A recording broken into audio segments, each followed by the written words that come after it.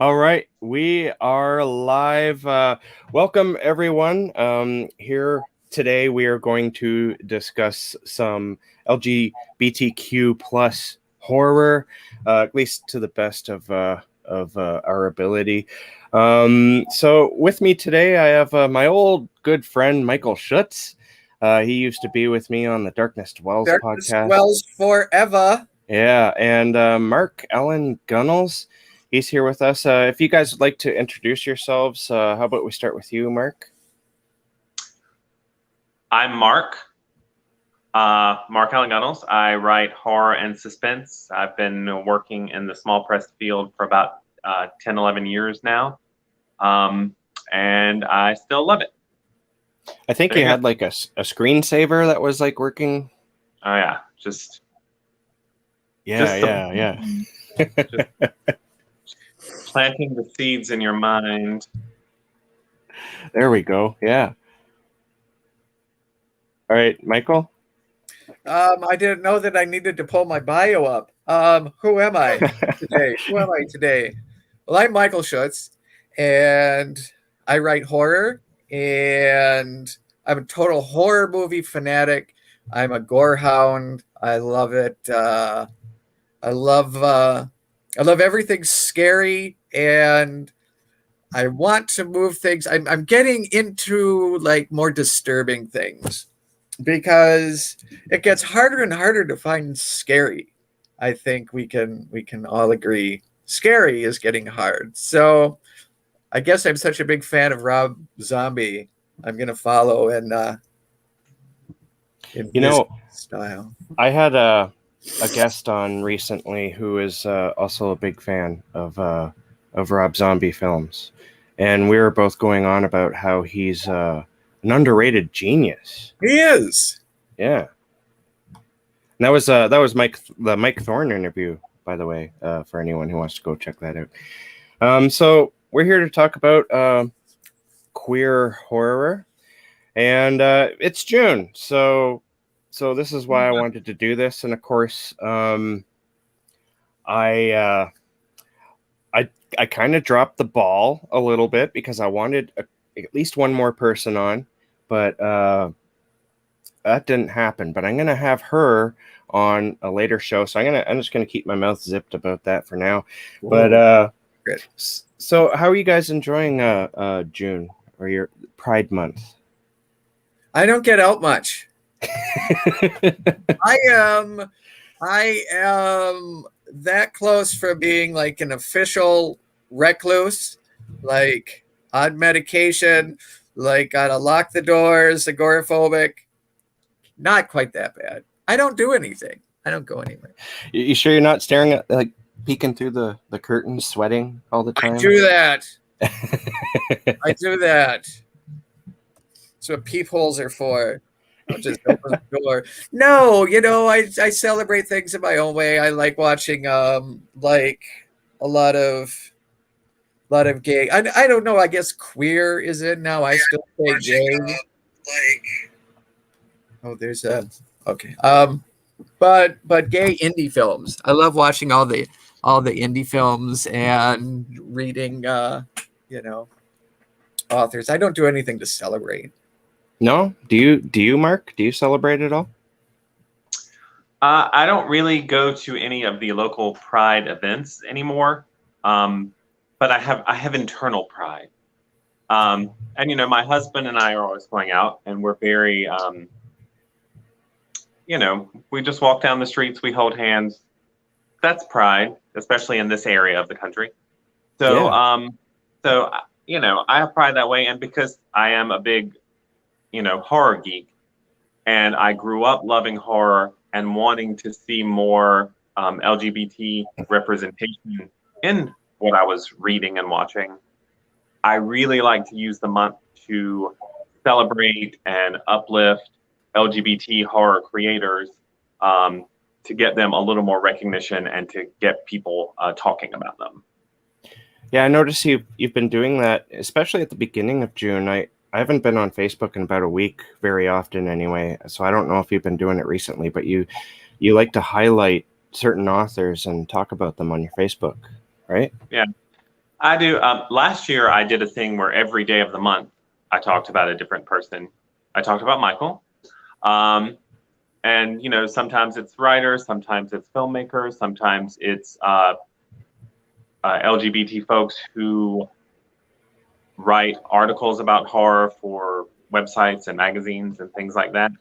Just because, I do think it is important that that gay people see themselves reflected, even in the horror genre. Because, like I said, growing up, I was a horror geek who was just dying to see some sort of reflection of myself in the fiction that I loved.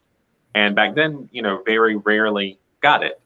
So I like to now provide it through my writing and also to highlight other people who are doing it.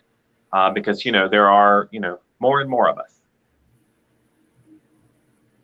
Now, both of you living in America, and what was it like growing up? Figuring out that you're different from other people. Just what was that like? I know, Michael, you grew up in a small sort of town, right?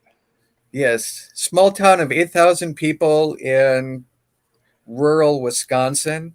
Went to a parochial grade school, so I was awfully cloistered. I was an outsider from the beginning anyway, because I was a geek, I was a reader, teacher's pet, that whole thing. So I guess I was like always an outsider. And I mean, this was a long time ago. I mean, grade school in the 80s. So, like, being gay wasn't even on the radar. I knew for a long time that I liked the guys in my class, but I always imagined that I would find the right woman, get married, and have a family. Didn't really occur to me because, gay characters were just the butts of jokes on TV, like soap or whatever. They were so, yeah, I mean, this was a decade before Will and Grace came out. So all I knew is that I was different. And because I was different, I fell into the stories of Ray Bradbury and found Stephen King. Like, horror and outsiders just seemed to go together. So I think that was how that merged for me. How about you, Mark? Yeah. Very similar. I grew up in a very small southern town in the buckle of the Bible Belt. In the 80s, which was the height of the AIDS epidemic. And I really feel like that, particularly in some parts of the country, made gay people this horrible enemy, this dirty population. So growing up where I did, when I did, from a very early age, again, I also knew that I seemed to be more drawn to the guys, but I didn't have the language to even know what that meant. And then when I did sort of become aware of like what gay is, I got such a warped view of it from those around me that I went through a very intensely religious period where I was trying to pray the gay away. And then I also thought that would help me get friends, because I thought the other kids in church would have to be my friend because of, Jesus. It didn't really work out that way. But so, I went through all that. And I also found a lot to, even though I wasn't seeing gay characters in horror, there was something about horror sometimes celebrated the outcast, sometimes it gave them more room to shine. Even in like works by gay author John Saul, even though his works weren't particularly gay, he really did have a certain way of dealing with young people, because he did focus on the outcast and feelings of isolation and feelings of not belonging. So even though he wasn't directly dealing with gay issues, in a subtle way, he was laying groundwork that I could relate to. But, by the time I got out of high school, I had kind of gotten over the religious mania and just sort of accepted who I was. And college is when I really started to come out. And then you know, I don't know if Michael can relate to this, but sometimes I find if you've been in the closet and you felt like you could never talk about it, that when you first come out, it's all you talk about because you've not talked about it for so long and you're kind of amazed that now you can talk about it, that it's sort of like every conversation I'd have to work it in. But, you know, I did, even after I became comfortable with that, I didn't immediately write gay characters because in horror, I just didn't see that. So I thought, well, you just can't do that. And I did worry, like, if there would be a place in the genre for me, but, you know, that's getting beyond the scope of your question. That brings up an interesting point, though, because one of my questions was, and I've talked with probably both of you about this. Actually, I know I have, but I think this is a good place, considering the topic of our discussion, to go over it again. Both of you started writing fairly, straight characters, typical, man, wife, husband, wife, I mean, kids, just that typical nuclear family. Was it more generic, or was it a decision that you would start writing more gay characters to reflect yourself more so? When I first started writing, my stories were gay characters, and it wasn't conscious. But even like the first couple published short stories I had were gay characters. I always had in mind that I wanted to write characters who just happen to be gay. Like, they have brown hair, blue eyes, and they're gay. And that was, just something about them. It wasn't like the whole, it wasn't like gay fiction. Then my first novel came along, and my protagonist, Brennan, was supposed to be gay, but he just wouldn't be for me. So he came out he came out straight. Damn him. But for me, it's more and more important to have gay characters. I feel personally that I have a responsibility. As a gay horror writer, I should represent myself and people like me. Yeah, and I mean, for me, I definitely started out writing straight characters, but that's because I was just sort of, like a lot of writers do, I was just mimicking what I was reading. And I didn't read horror novels that had gay characters in them. And so I thought, well, you can't do that, I guess. And it's not that I didn't like what I was doing, but it definitely, I felt there was some sort of barrier when I was writing. And I think, some of the things that helped me were when Clive Barker came out publicly in the mid-90s. Yeah. And then he published the novel Sacrament, which had a gay protagonist and dealt a lot with like gay issues. And then I discovered the work of Poppy Z. Bright, which was like very overtly and in your face queer. And I started to think like, okay, so you can do it. It's not like it was suddenly common or even fashionable, but I'm like, you can do it. So that was when I started to make the shift and started using gay characters. And it just felt so much more natural and authentic to me when I was writing that way. And then again, I got to thinking about when I started out as a reader and how I craved and sought queer representation in horror fiction. And I'm like, and then I wasn't even providing it when I started. I mean, not that anyone ever read that early stuff because I never published anything back then, but still, I'm like, I need to be providing the thing that I wanted to find.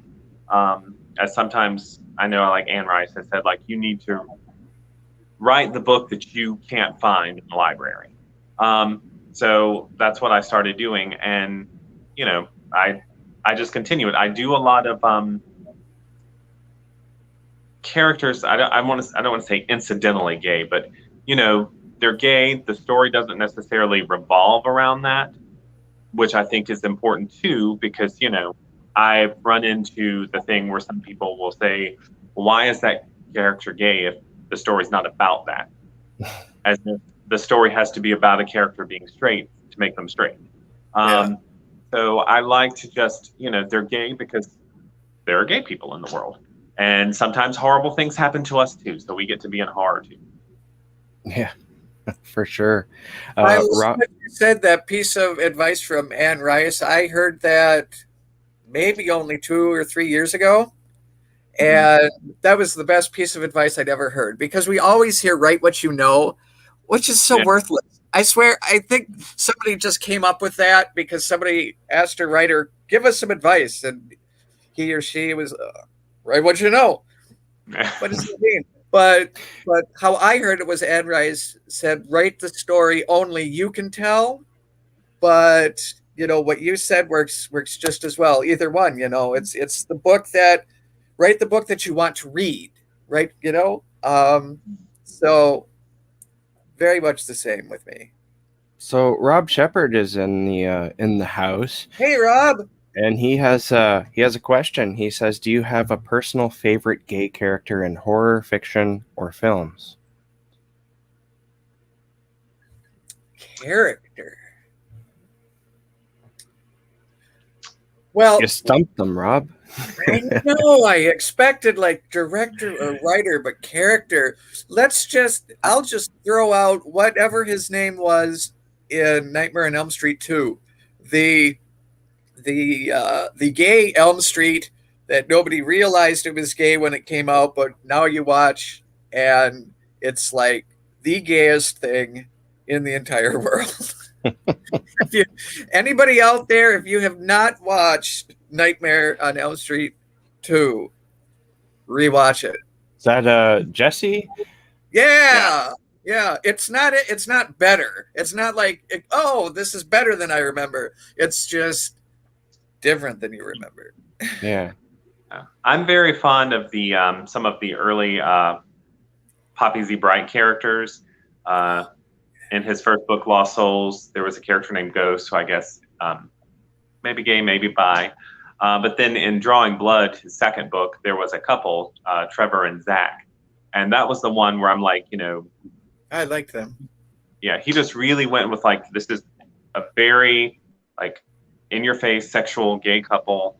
And, a lot of the times when not just in horror, but when I saw gay characters back then, they were very desexualized, and they were like sort of fun, campy clowns, but they really didn't have like romantic lives or sexual lives. So I remember reading that book and reading those characters, and it just sort of opened my eyes, like, you can and you should be treating gay characters just as you do any other straight characters, and they should have the full gamut of the human experience, which includes sexuality. So that really stands out for me. I want to jump in there and say that you helped me a lot with that, Mark, because we had this talk. I don't know. Time really goes by fast when you get older, doesn't it? A couple years ago, at least, you were talking about that exact same thing. And I realized that when it came to sex scenes, and not just with my gay characters, I did it in my first novel too, I wouldn't even include the sex. I would be like all artsy fartsy. I would like pan out, fade to black, and then come back and they're cuddling in bed. And we were talking about that. I just started thinking, that's kind of a cheat for the reader. I mean, they want some action, and so why not give it to them? And I found out that it's really fun to write too. Poppy Z. Bright, he had some. Well, yeah, he had some interesting sex scenes that actually revolved around the plot, which I found was interesting. I forget which book it is I'm thinking about, but Exquisite Corpse was my favorite, and I mean that's the be all end all to me. for Puppies Eat Right. Right, so Craig Metcalf, he's in the house. I don't know why I'm doing in the house thing here. It just kind of happened. But he asks, can either of you speak about LGBTQ villains you may have created and whether there may be special considerations surrounding their characterizations? Well, I've in the past sometimes gotten flack for LGBTQ villains because, I mean, I understand the thought process, which is we've been villainized so long, why would a gay creator want to create a gay villain? My thought process is equal representation doesn't just mean equal opportunity to be the hero. Sometimes the hero, sometimes the villain. What I think is problematic is when, as has happened more in the past, they create gay villains who are villains because they are gay. The queerness of them is the defining villainous part of them. So, you know, I don't obviously have any of that, but I can tell you from life, there are some really nice gay people and there are some really asshole gay people, just like straight people. So when I write, I feel like my characters have the equal chance to be the hero of the story or the villain of the story. And I just write them as naturally and authentically as possible. I believe in giving your villains depth and complexity because, you know, everyone has many facets to them, even the villains. But I don't shy away from creating an LGBTQ villain just because I believe, you know, that's just part of being. The whole idea of equality isn't that we're better than, it's that we're equal to. So again, I like to do gay heroes, gay villains, everything in between, because that to me just feels more natural and more like we're actually becoming more equal, if that makes any sense. I love what you said, just a bit about the complexity of villains, because I always, when I write a villain, I think in my mind, I mean, nobody thinks they're the villain. The villain is the hero in his own story, in his own mind. I don't think I have any gay villains, except for in Plank Children, I kind of hint around that Chaplain Allan might be gay, but Miles is just kind of giving him a hard time. But I don't really. So far, they've been kind of. Well, Edging was just a supernatural entity, so I don't think I have one yet. So I guess I need to put that in my checklist. Yeah, you should definitely do that, Michael. Like, do that. Create a badass gay villain. So I was wondering, have you guys noticed if there's been, like, from when you started writing and submitting stories, has there been a change towards how gay writers are being treated within the publishing industry? Did you start off and felt as though maybe you were prejudiced against at all? And if so, is it better now? I do not feel that I was ever prejudiced against, but I really think that LGBT is in right now. I think any kind of diversity is in fashion right now, which I love.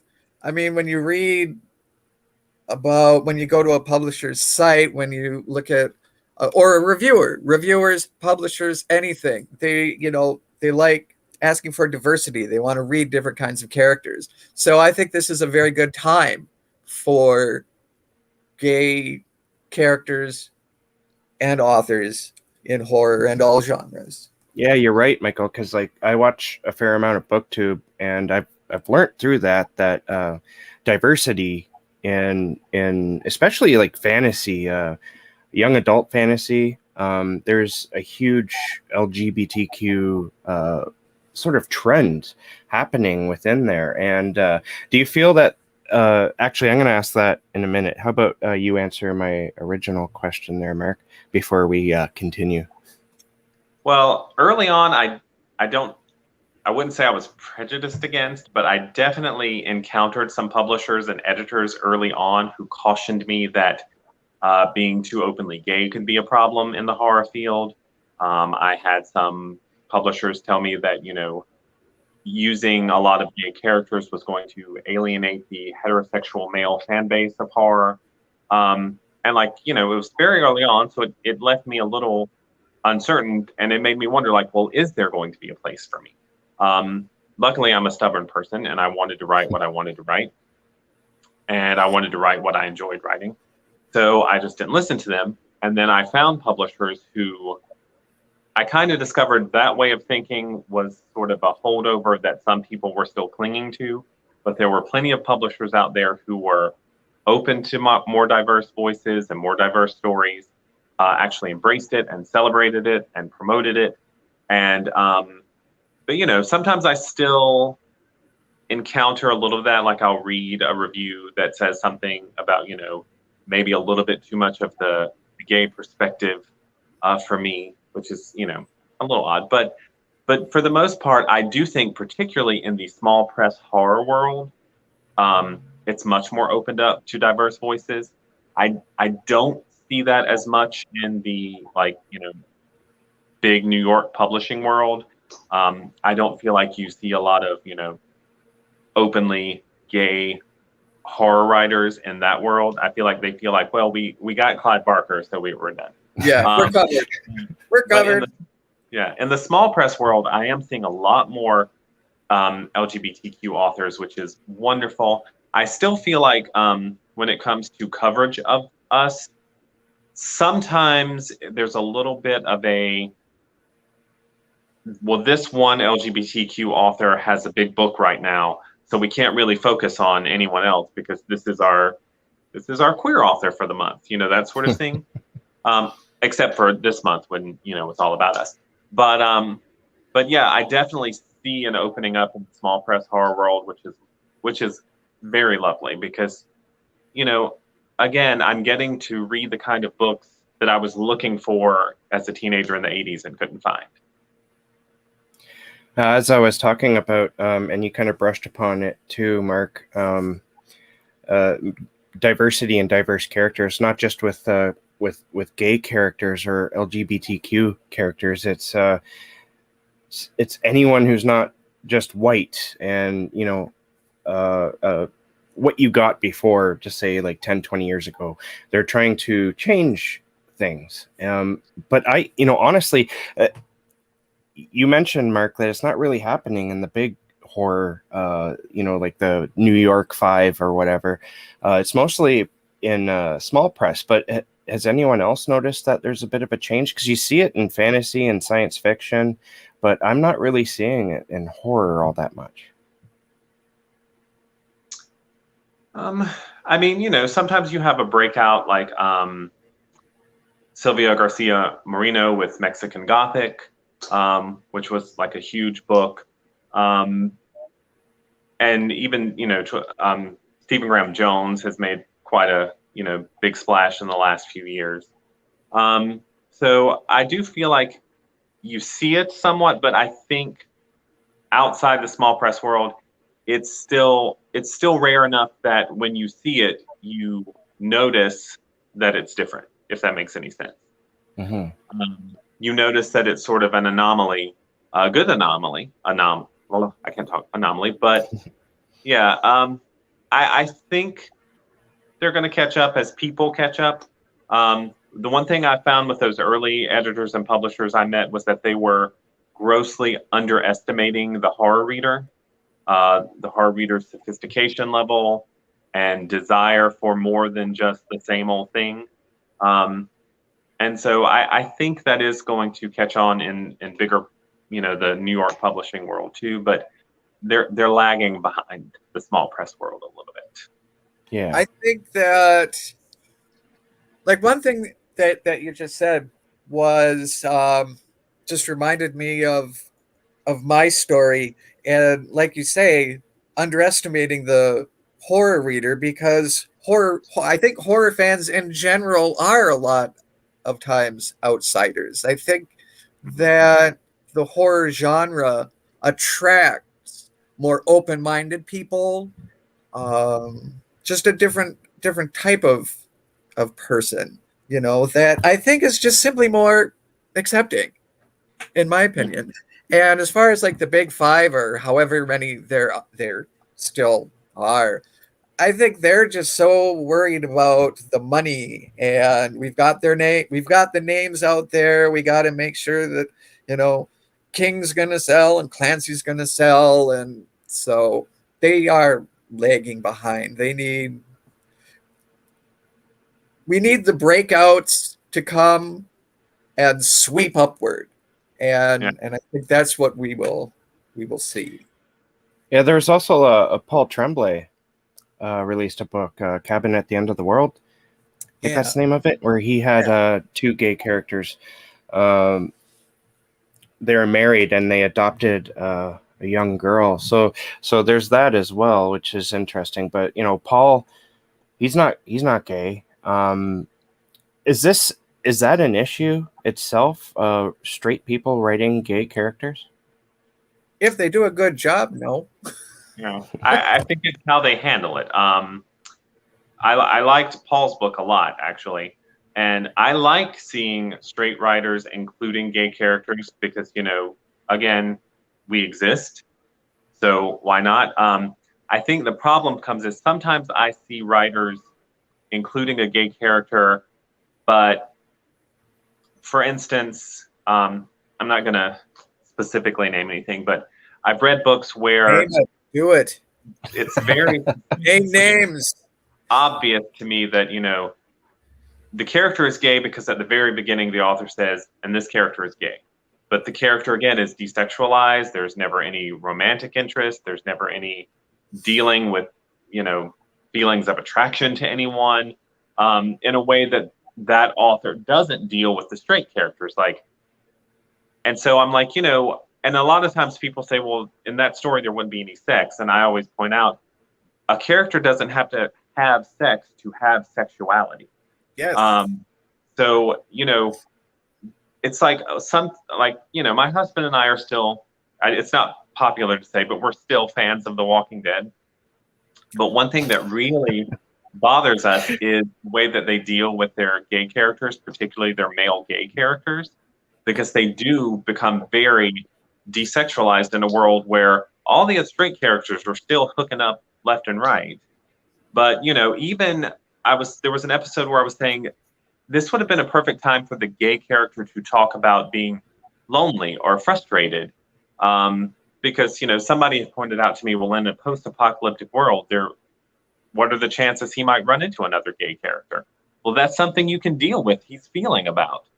Again, you don't have to have sex to have sexuality. But to me on that show, it's very noticeable that the gay male characters never have a romantic or sexual aspect to their characters, wherein all the straight characters around them do. So when they write them like that, I don't appreciate it. I've also told someone, they say, well, you don't want someone to pander to the gay audience by putting in gay characters. I'm fine with that. I spent so long with us being considered, a market nobody would want, that if you're actively trying to get me, I'm down with that, as long as you create authentic, fully rounded characters, then pander away. I think honestly, and I might be speaking out of turn here, but I always thought that maybe in order to write a gay character, if you're not gay, is to just make them human. They're the same. I mean, almost this whole thing here that we're doing here almost seems, I don't know what the right word is, condescending in a sense, because in a sense, we shouldn't even be having this discussion. We're just all people, right? And so a straight person writing a gay character would just write about another human being who is attracted to the same sex, for example, rather than the opposite sex. To a point. Because it's same thing like male writers writing female characters. Some do it well, some don't do it. I mean, at the heart of it, I completely agree. But there is a gay experience. There is, especially when, like, Mark and I are pretty much in the same generation. There's, when you've grown up, especially in a small town, when you've grown up and you've had to be hidden, you're in the closet, you're worried, there's a certain paranoia about your whole life, there's a stigma that you've lived with that taints, that stays with you to some degree. So yeah, there, I think that it's true that basically just write about another human being, but there is there are differences, just like, a male can write a good female character, but yet there's female experiences that, just a straight regular guy just isn't going to think about. But as a general principle, if you can always fall back on that and just, yeah, it's just another character. He just happens to, have a boyfriend and they can go out to the movies or whatever. But yeah, so I'm agreeing and disagreeing because I'm running for office in November. Vote me, City Council. I agree with his agreement and his disagreement. I do agree you just have to write about a human, because the problem in the past is the gay characters that straight people have written have not been fully human. They've been furniture or just something there to prop up the straight character. So yeah, give them a fully well-rounded human experience. But as Michael said, there are experiences that gay people have. Like, I write a lot of stories about the area in which I live. And growing up in the South in the 80s, I had to deal with shit that straight kids I was going to school with didn't. And that had an impact on my personality. It had an impact on how I dealt with the world, and to some degree how I still deal with the world. So, the best thing I would say is, like, get to know gay people, ask them questions about their lives. You don't have to have lived it to understand it, but you need to actually know people who lived it so that you can get some feel for it. And, because I also tell people, like, even now we've made a lot of progress. I'm very, happy that the world that I live in now isn't the world I lived in when I was 15. But, we still have a ways to go. And I tell people every day I encounter some form of homophobia. Sometimes it's very overt. Sometimes it's casual homophobia that the people who are doing it don't think of as homophobia because they're just very in their own mindset and can't understand someone who's different than them. But, it's still, and, there are little things that maybe a person doesn't think of, like almost every time someone sees my wedding ring, they'll ask me what my wife's name is or what my wife does for a living. A straight person doesn't have to think about the fact that they have to correct someone on the gender of their spouse every time they're mentioned. So, there are big and little things that, and at the core, we all are human, but our experiences might be different. So that's why I'm like, get to know people, be friends with people who are different than yourself, because it's going to actually help your writing too, other than just making you a really good, well-rounded human being. It's going to give you perspective into different types of people so that when you write characters that are different than you, you can do it with a little more authenticity. I feel like I really just babbled there. No, that was awesome. Babbled very well. Yeah, you're very well at babbling. We have another question here from Anne Morel Herder. I hope I didn't butcher your name. She asks, I get the feeling that a lot of gay characters tend to be cis male. Do you find that to be the case? And if so, why do you think that is? I find that historically, a lot of the gay characters I've seen written by straight people in particular, I've seen a lot of lesbian characters that are treated with more, I feel like the straight male audience or the people who think they're pandering to the straight male audience feels more comfortable with lesbian characters because they seem less threatening to straight men somehow, and somehow more titillating. I've really felt it was only recently that gay male characters have really gotten to be more developed, because I really do feel like lesbians were considered the safer way to show the gay community because, you know, the whole cliche that straight men love lesbians. But I, you know, I do agree that, you know, there can be even greater diversity in gay characters, because, yeah, I feel like you're going to have a harder time finding books with trans main characters, or, you know, even, you know, even people of, like, I feel like white cis gay characters probably do, in the smaller subset of books with gay characters, are probably a little easier to find, if that makes any sense. As for me, I think it's just easier to write from. I get caught in writing from what I know, so I guess I just sort of, you know, write from my experience. You know, Yeah, and I agree. I think that's why, rural, you know, just kind of. I mean, I hate the autobiographical fallacy when it's not so much of a fallacy.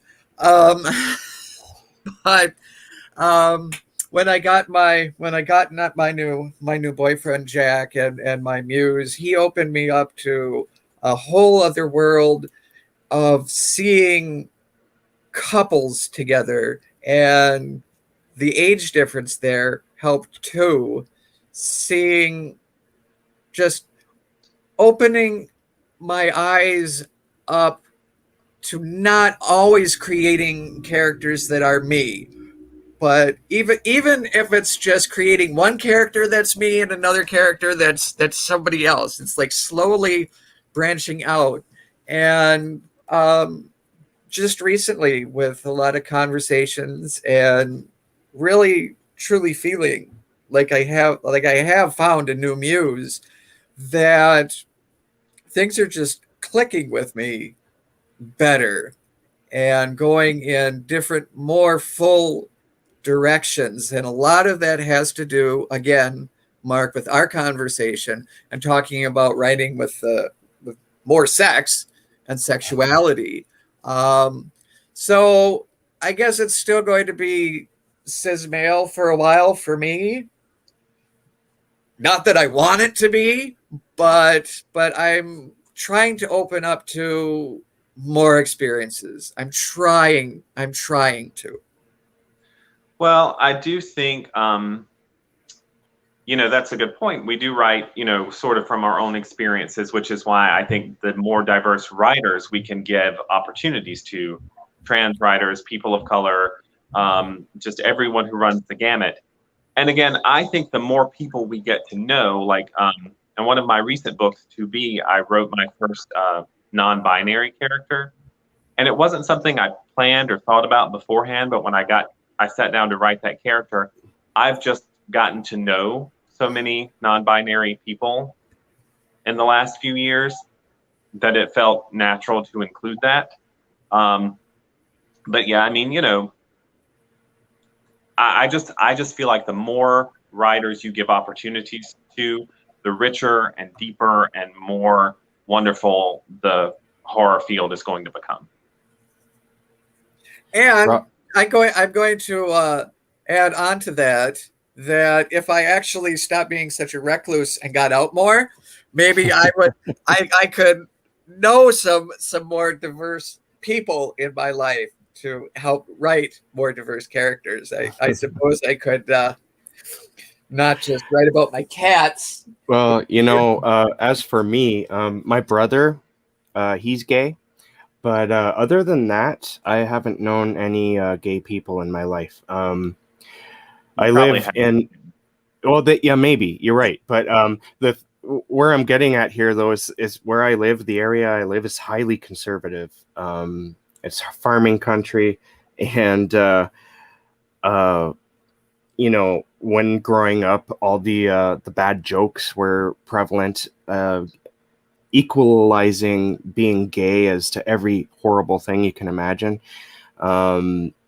So I'm certain that there's other writers who would come from similar background. I'm still living in this town, and it's still very much the same issues. It's evolved. I mean, people accept different things a little bit better than they used to. But when I was growing up, it was harsh, It was very harsh. Yeah. It was, we were the butt of the jokes, We were we were a punchline, or we were a lot of times villains. It's weird that question came up about writing gay villains, because I know for a time, like, that was sort of a villainous thing, is to find out, oh, he's one of those depraved homosexuals. That's why he was so evil. And there's just very closed-minded. It's just, yeah. Yeah. It was dark times not very long ago. Not long ago at all. Yeah, not long, especially, yeah. And I found that, in a lot of 80s movies in particular, you would have the protagonist, the character you were supposed to love and root for, who would, make fun of fags and, just throw that word around. And, I've heard people say now, like, oh, well, that was the time. People didn't know any better. Well, you know who knew better? Me, sitting in the theater, right, watching everyone rooting for the guy who was, making horrible comments about people like me. I'm like, we did not exist then. Like, we were more than just the butt of a joke even then. So that whole thing of like, well, like, I get it. The majority did think that way back then, which should be something that makes you look at that movie and feel more sad than like dismissive. I'm not saying that we should do away with the 80s movies. I mean, I still love a lot of those movies, but we should be able to talk about the fact that even at the time, those attitudes were wrong. And even more than that, they were harmful to people in that time. So, I do think, even though I'm constantly pushing for greater diversity, I still think we have work to do. I do celebrate how far we have come from just in my lifetime. I mean, I never thought when I was growing up I would get to marry my husband. I just never thought that would happen in my lifetime. So, I am appreciative of how far we have come. Very much so. I'm waiting for a ring, and I'll join you. And I'll join the ranks. Rob brings up an interesting point and a question. He says, a number of my characters in past stories have been or are sexually ambiguous. And he goes on to say, I like that because it allows me to write a more rounded and human character. And he wants to know what you guys' thoughts are on that comment. I love it. I love it. Because why do you have to nail down somebody? Because sometimes you don't know. You can know somebody for a while without really, boxing them in. I think I don't know. I like that. I like that idea. Well, I mean, sexuality is, a spectrum, and some people are more fluid and ambiguous. I've also known people who have, talked about something that people talk about more and more, is that there are people who are just asexual and aren't really interested in romantic relationships with any gender. And they don't get represented very much in fiction. So, I definitely, I think there's room for every kind of character, and that includes the sexually ambiguous. Awesome. Now, Mark, you mentioned that you still face prejudice and homophobia here and there. And you find this on social media, I find a lot, especially when it comes to Women's and Horror Month or June, Pride Month. where you have that jackass who says, "Oh, I'm going to throw a straight pride parade." What do you guys say to people who do that? Well, straight people throw shitty parades. So, first of all, don't even bother. I don't care. I don't care. You want to be that way, be that way. Seriously, that's background noise to me. I mean, people who have that attitude, you're not going to reason with them or Yeah. have a meaningful, like they're doing that just, it's a way for them to express their prejudice while making themselves out to be some sort of martyr. Because, either they don't get or they're pretending they don't get the fact that we do these things because we have not had the same opportunities and rights as other people historically.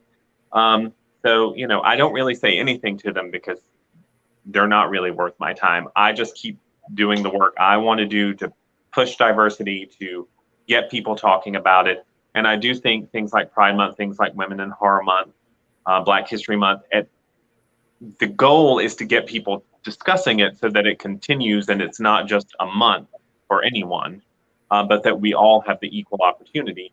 The truth is we still don't have that yet, which is why we still have to do these things to try to get discussions going. And, it frustrates me, like, because when I try to talk about it, I just get people who say, well, I don't care if who I'm reading is gay or Black or a woman. And I'm like, well, that's great if you don't care. So I'm interested to know, if you don't care, how diversely do you read naturally? Yeah. Because if you truly don't care and it's just about you want to read what you want to read, well, take a minute and see what you do read. Because, people will say, well, I have no way of knowing. I'm like, in this day and age, it's easy to find out. But like, if you read 5 books by a writer and every single book has a gay main character, that writer's probably gay. So, you're not living in a complete vacuum. But yeah, so you definitely run into that and it can be frustrating. But ultimately, I'm more focused on celebrating, writers of every, race and gender and sexuality. And, I just keep doing that work, and I can't spend too much time focused on the people who aren't interested, because, the thing is, there are a lot of people who are interested, but still don't necessarily read that diversely.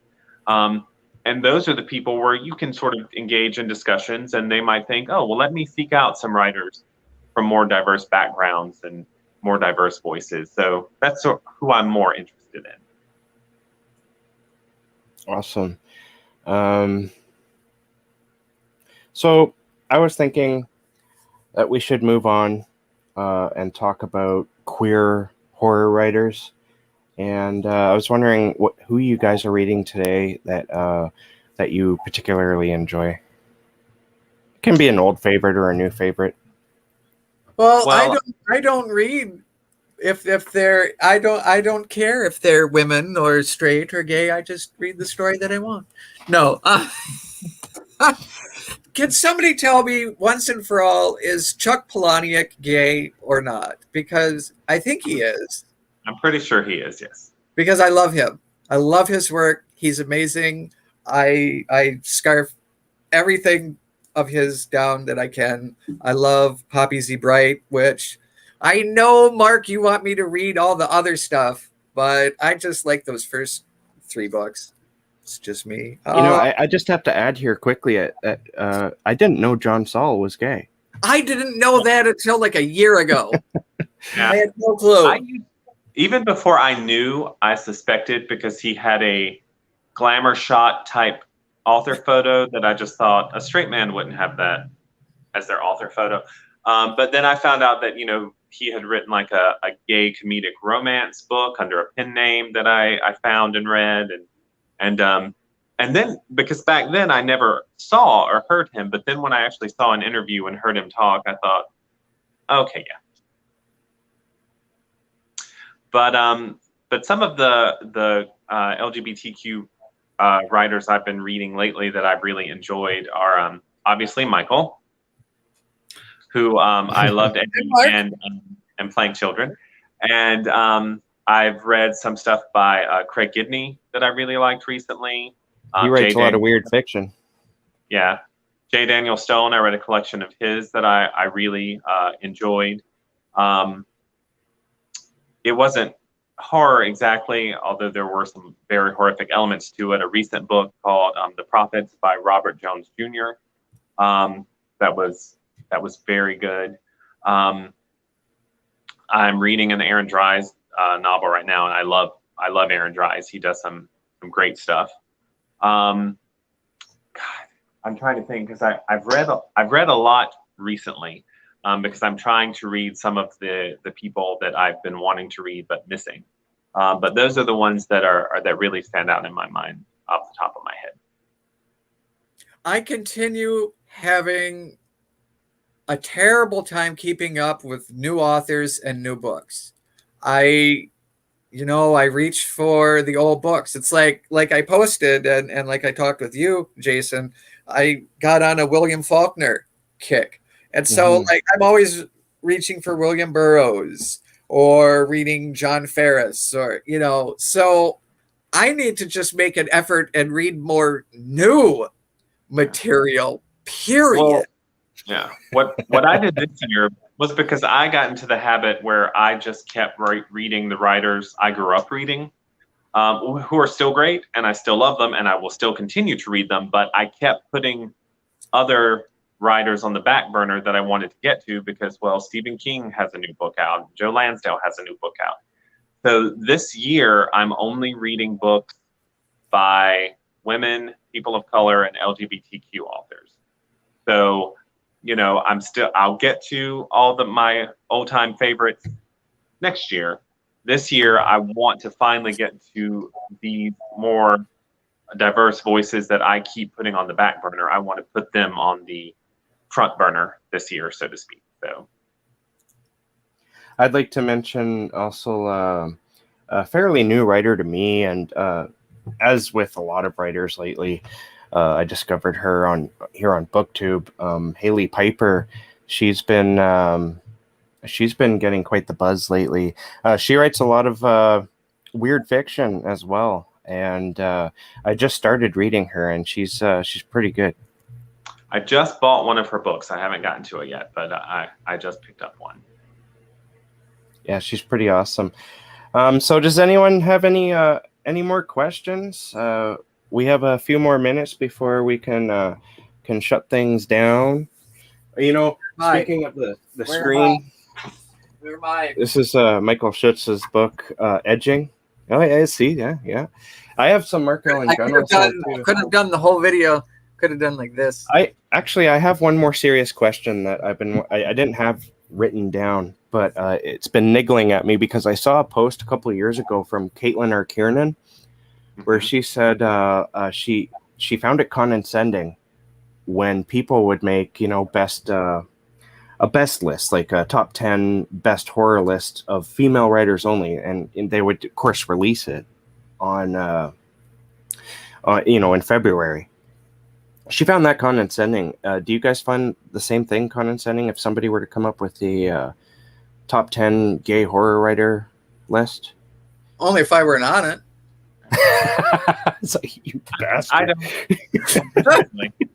I actually I don't. I'm sorry, Mark. I don't, because it raises awareness. And if you read some stories or you read one of those books, maybe you will just go outside of that recommendation list. Maybe that'll just open up your mind more. So I know where she's coming from. I know, but I think it's a good thing. Yeah, because I think our goal is to reach a world where we don't need that list, because if somebody just does a top 10 list, it will incorporate women and LGBTQ and people of color. But right now, often it doesn't. It's still primarily, because this past December, when I was looking at a lot of people's best books I read this year, it's still a straight white male game. They're still the majority of the people you see on the list. So I am for anything that draws your attention to people who aren't making that list until we get to a point where just naturally we're just on a general best books I read this year list. Yeah, that's, I didn't want to say anything publicly until I guess now about that comment, because I wasn't sure what to think about it, but I was sort of on the same line. Like, this is, people who do that are trying to create a change and bring awareness, like women writers, women horror writers. I'm still running into people who are like, women write horror? Like, they're not supposed to write horror, right? And so I'm certain there's people out there who have no idea of any gay writers, even if they're like a fan of Clive Barker or John Saul. You know what I mean? They just don't know. So well, it's just like, go ahead. To me, like when sometimes there's been this movement to talk about how historically how so many anthologies have had nothing but straight white men in them. And then you'll get the people who just say, well, it should just be about the quality. I'm like, well, yeah, I agree. It should just be about the quality. But if like I have hundreds of anthologies, probably 80% of them I can pick up and you're not going to find much diversity in it. So what I'm saying is they're leaving out some quality, because if you're saying it should just be about the quality and there's nothing but straight white men in it, are you saying straight white men are the only ones who do quality work? So again, I just want to raise awareness for diverse writers and diverse voices, to give more opportunities, so that just, the goal is eventually we're just all going to be equal to the point that we all have the same opportunities, but you don't get there without discussion, conversation, doing the work to try to make that change.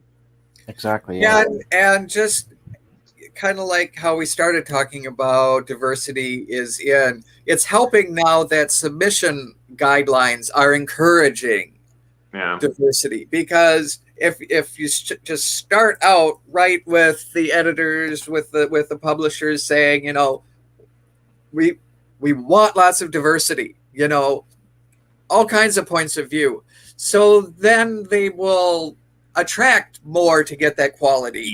Regardless of who it is, they'll find quality in diversity, and it can be both. Yeah, I've tried to explain. I've known some editors who say, like, I just put out the call. It's not my job to seek out diverse voices, because everyone's welcome to submit. And I try to explain, like, historically, though, we have not felt welcome. Yeah. So you don't have to do a lot of work. Simply putting that line in there that, open to LGBTQ writers, people of color, women. Just a line like that makes us feel more like, because I mean, there are some editors where I don't feel welcome. Yeah. So it just that one little line can make a huge difference in who actually submits to you. And I've become a big fan of a writer and an editor, Gabino Iglesias. And, he pointed out, he did an open call.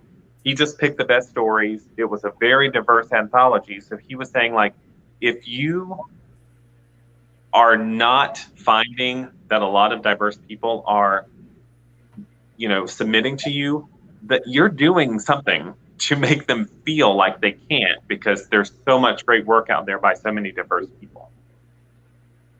Yeah, Night Fear here brings up a good point, and I heard Christopher Golden talk about this, because he is a champion for diversity in any anthology he's involved. He's always pushing for this, like, hardcore.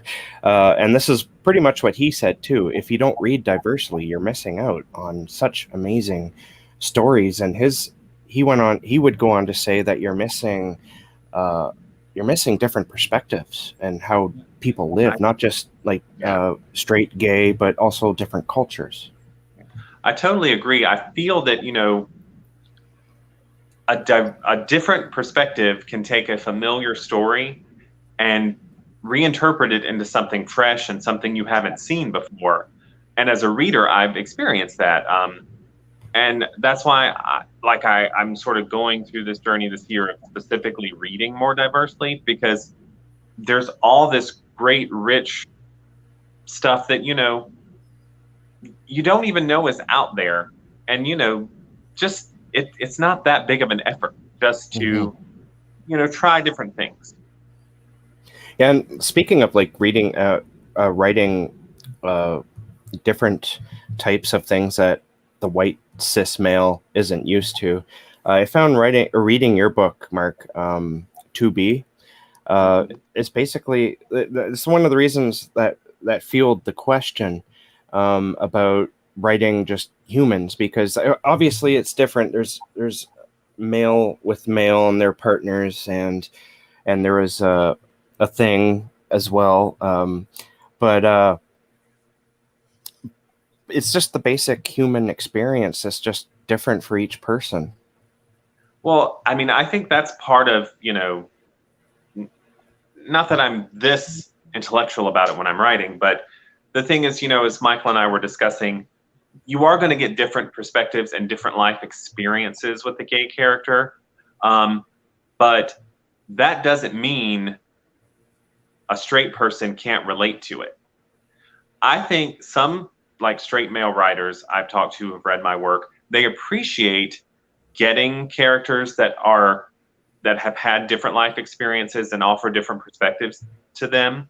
But then seeing, like, even with that, I can still relate to that person. Yes. We still have similarities that, sort of connect us. That's actually what I was trying to get at, is relating to the characters, because it's fairly at the beginning of the story. What pushes the plot forward is the tragedy in the bathtub. And I remember after reading the book, I messaged you and I said, this book is intense. And I said, it kind of reminds me of a relationship I had with a woman where I wasn't sure if I was going to survive it. And that scene in the book was honestly something that almost came out in my own life. And so, yeah, you can connect with this type of stuff, right? It's not so alien. Like, even if you're reading about people who live in Africa or Australia, or it's. I mean, I had someone tell me after they read To Be, which they said some nice things about it, but they also suggested in a friendly manner that I should include more positive representations of straight male characters, just to give the straight male readership someone to relate to. And my answer was, they should be relating to the gay main characters. I mean, there's nothing about the fact that we have different life experiences that means you can't relate and empathize with them. I mean, gay readers have been learning to empathize and relate to straight characters all our lives, because that's the majority of the stories you're going to get. And I've heard author Tananarive Due say something similar about having filmmakers or studio heads tell her that, it's hard to make like black horror films because they don't want to alienate the straight or the white moviegoers who, might not be able to relate. And she's like, black people have been relating to white characters in film for years. White people can learn to relate to the black characters. Yeah. For sure. All right, so I think we have a show here. We had some people in the house, and they commented. I want to thank everyone who came out and said hello and asked a question. I think this was one of the busiest. Here, Mark, take mine.